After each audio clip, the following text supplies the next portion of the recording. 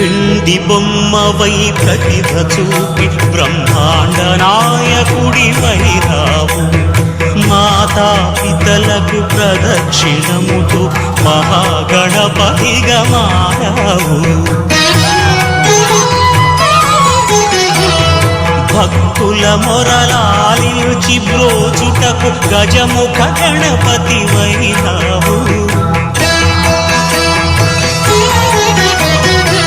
బ్రహ్మాండమునే బొజ్జలో దాచి లంబోదరుడవు అయినా